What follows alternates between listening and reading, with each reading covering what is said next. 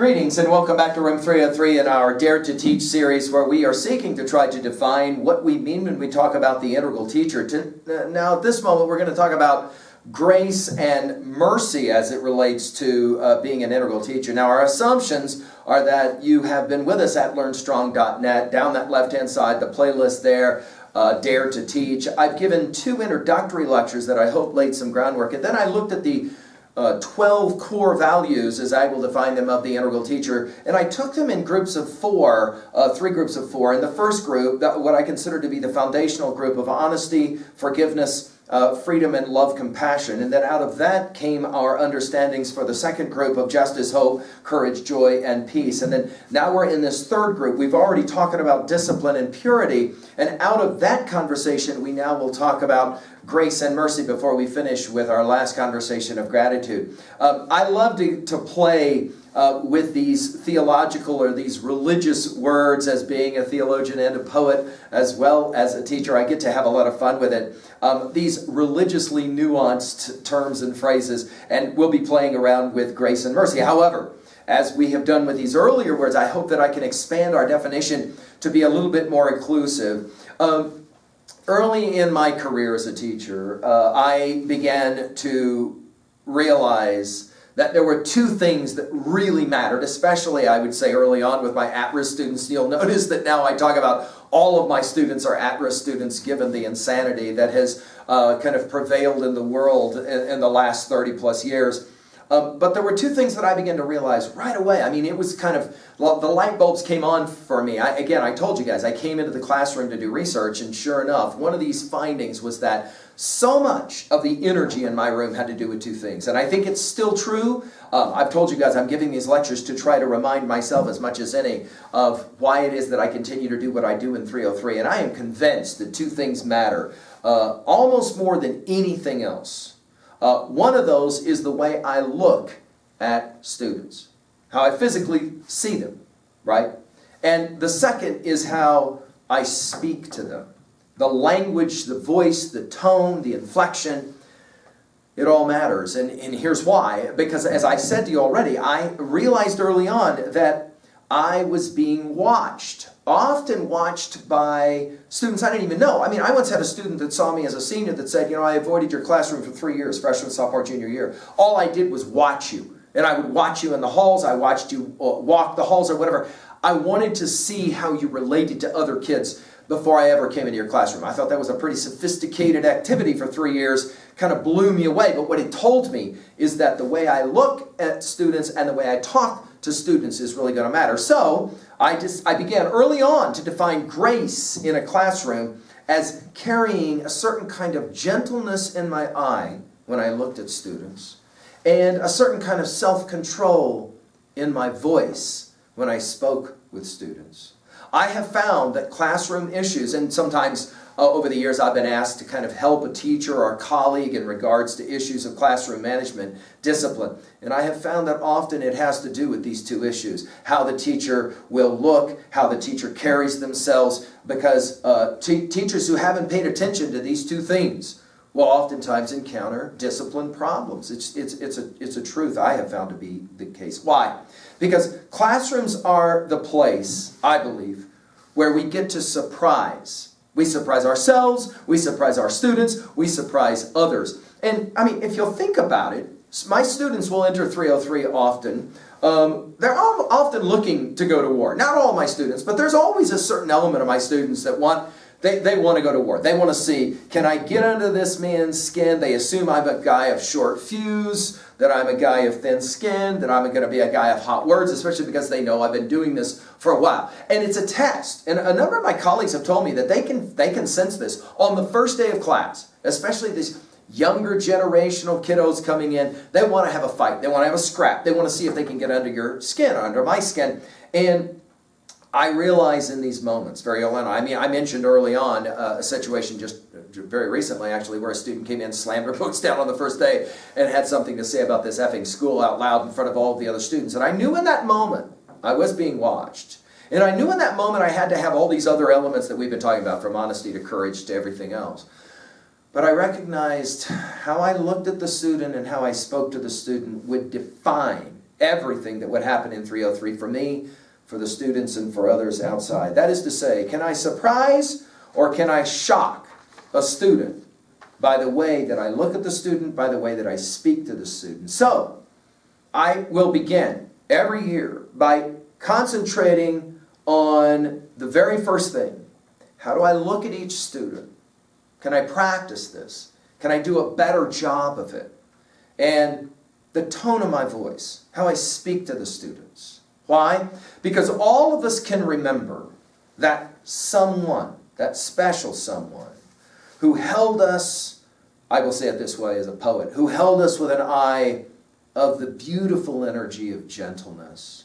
Right? We felt in that moment fully accepted, fully loved. In fact, it transcended time for those of us that can remember that at all. And as well, we recall the softly spoken phrase that told us that we were safe. Now, I call this experience grace. That's what I call it in 303. And I have to learn, that's a key word for me, obviously, to accept being unimportant and being misunderstood by any number of my students in room 303. Because why? Try as I might, and I will try, obviously, but I got to accept this. Some students will never quite get it. They're never going to quite understand or get me. I'm not going to be able to reach every one of my students. And if I can accept that this idea, then I can practice what I call the precious art of meekness and mercy. Now, by meekness here, I don't mean being a wimp. I certainly don't mean that. I don't mean that you allow students to walk all over.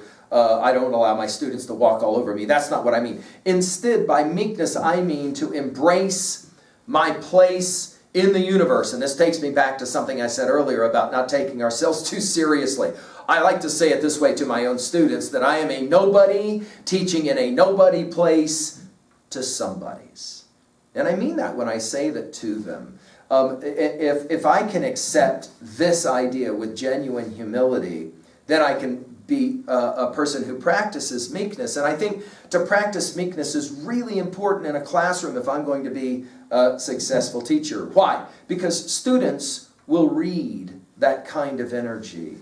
And there isn't the nasty competition within the room where students have to try to get the best of me because they fear that if they don't get the best of me, then I'm going to work hard to get the best of them. As teachers, we know this moment in a classroom when we can tell we are definitely being pushed here, and there is an ulterior motive in some of the negative energy that's being expressed. And again, oftentimes in discipline issues, when I'm dealing with one student, I'm actually dealing with the whole class. I just don't realize it because the whole group, I mean, it could be a bunch of 6-year-olds, but they're all watching to see, how does the teacher look at this student? How does the teacher speak to the student?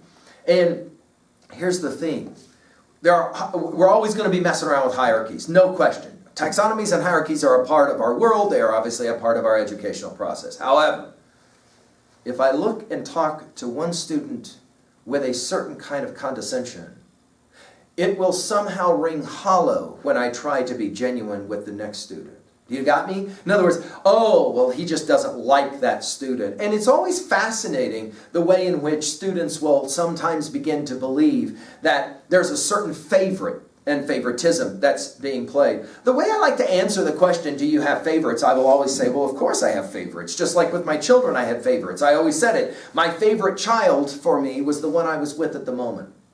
And I like to think of it that way. I have a group of students in my room. But when I'm looking and speaking directly to that student, that is now my favorite student. And I want to give my full attention and energies to that student. And then I will move that energies to another student in my room. If I can practice this type of meekness, then I can finally pursue what I will define as mercy. That is to say, expecting the best out of myself, out of my students, out of others, outside of my room. In other words, I don't begin from the premise that I can't get anything but the best. Now, I may not get that. Okay, I got to accept the fact of my limits as an instructor, and I can't beat myself up if it doesn't happen. But I'm going to begin by expecting the very best.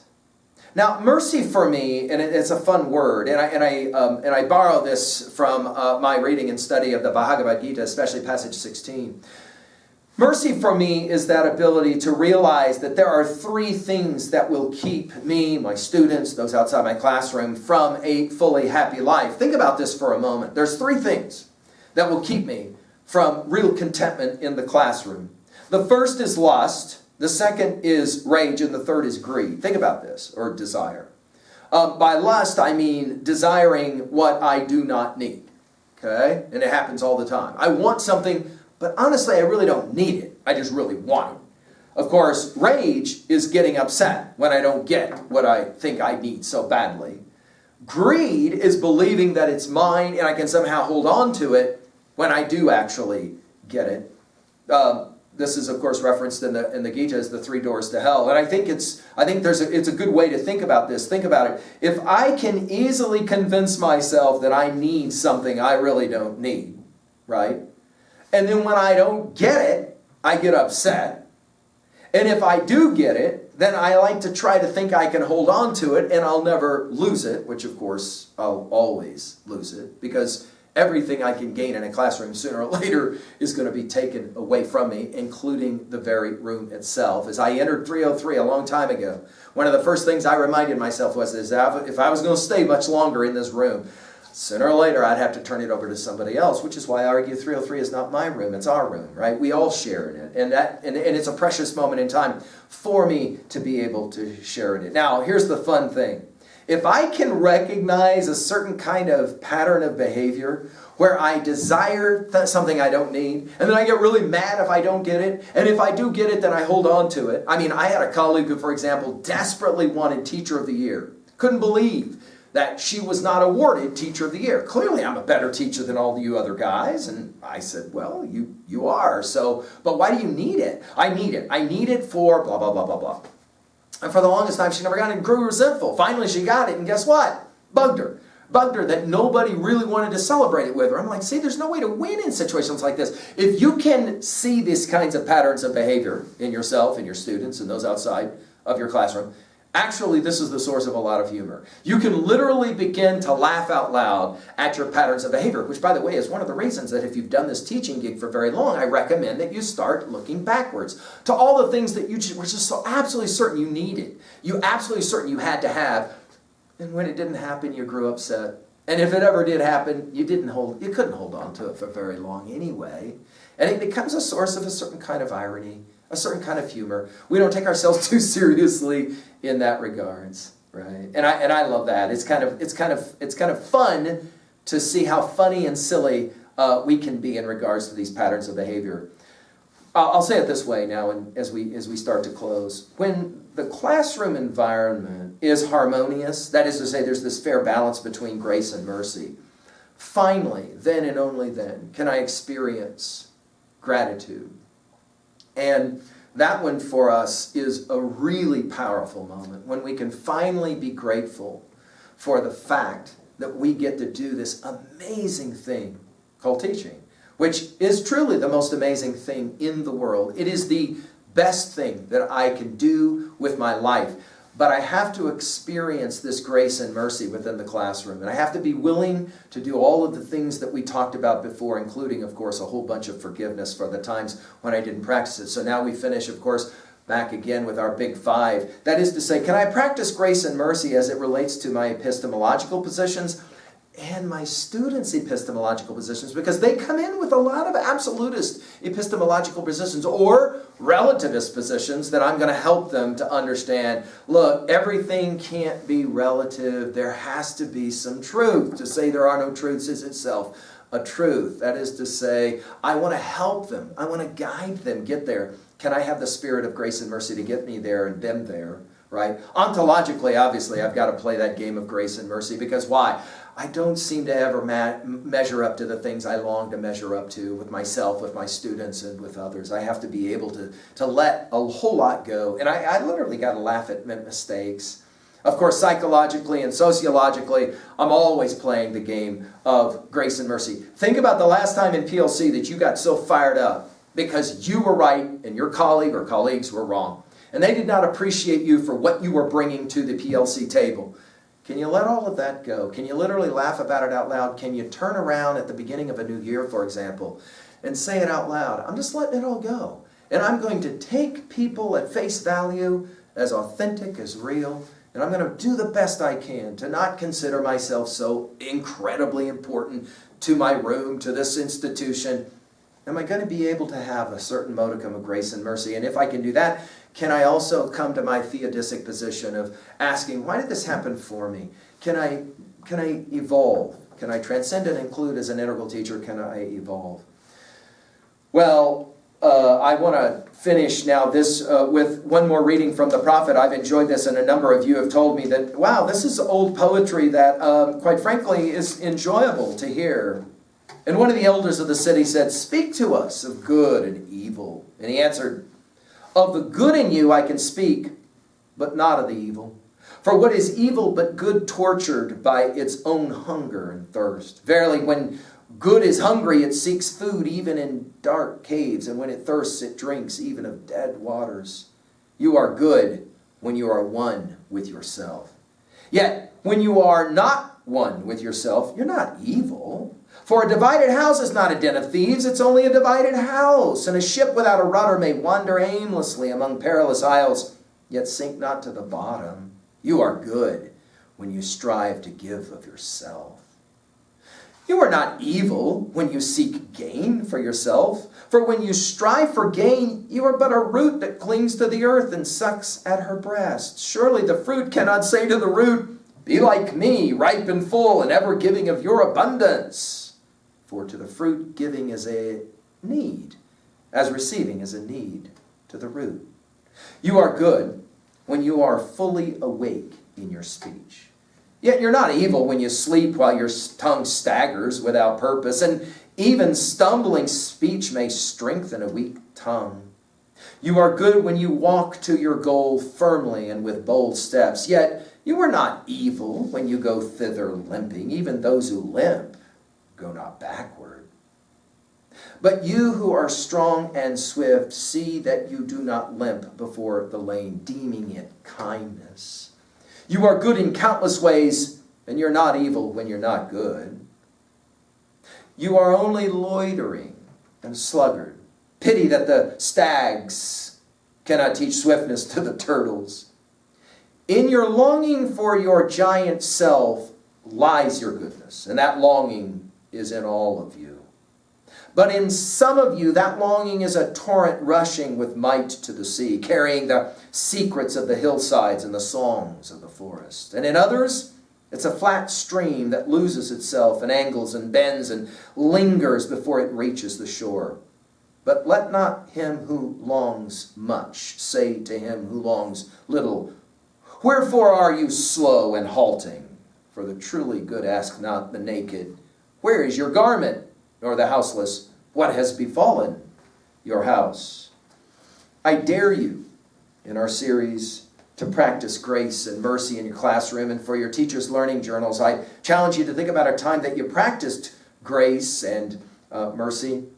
A time, that you failed to practice grace and mercy to yourself, to your students, to those outside of your room. And I hope now that as we've come to the conclusion of our 12 principles, you'll be ready to hear what we have to say about gratitude. Thank you.